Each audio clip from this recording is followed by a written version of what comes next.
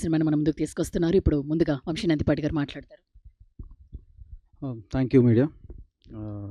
మా ఇంట్లో మా ఆవిడతో కంటే ఎక్కువ మీ అందరితోనే ఎక్కువసేపు నేను ప్రతిరోజు బ్యాక్ టు బ్యాక్ ఏదో ఒకటి కలుస్తూ ఉన్నా. So but happy for that because I always say your all extended family. అదే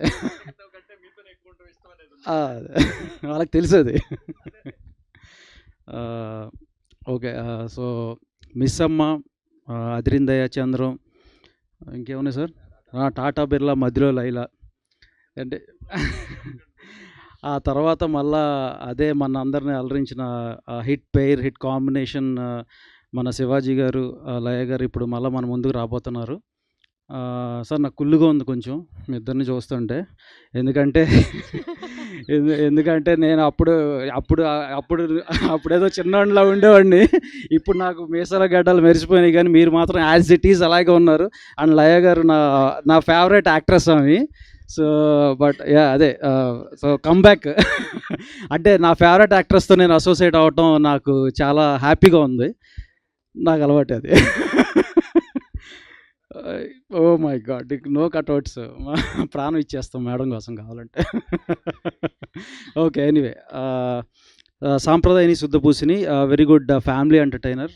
సో సాంప్రదాయని సుప్పిని శుద్ధపూసిని very good family thriller and entertainer as Sai said. అంటే ఈటీవీ వాళ్ళు వేరు, మేము వేరు కాదు.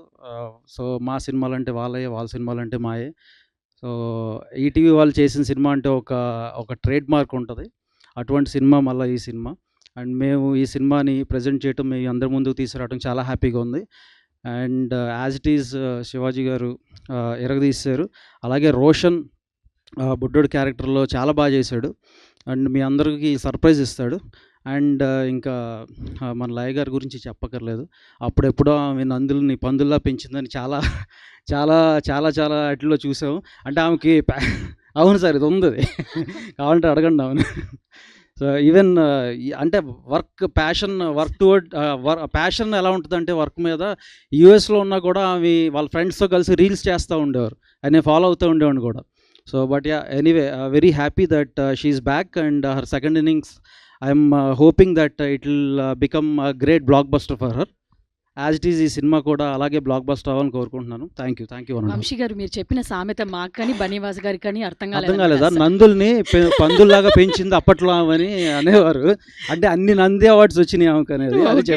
అది చెప్పా అంతే. కాదు, ఇంతకుముందు ఇండస్ట్రీలో స్పీచెస్ అంటే ఒకరిద్దరు పేర్లు వచ్చేవి. ఇప్పుడు ఆ స్పీచెస్ లిస్ట్ లో మీరు కూడా జాయిన్ అవుతున్నారు అనమాట. ఇంకా అదేం లేదు, ఈ రోజుకి చాలా రండి next. Thank you. Yes Bunny Vasu గారే మాట్లాడవలసిందిగా రిక్వెస్ట్ చేస్తున్నాము.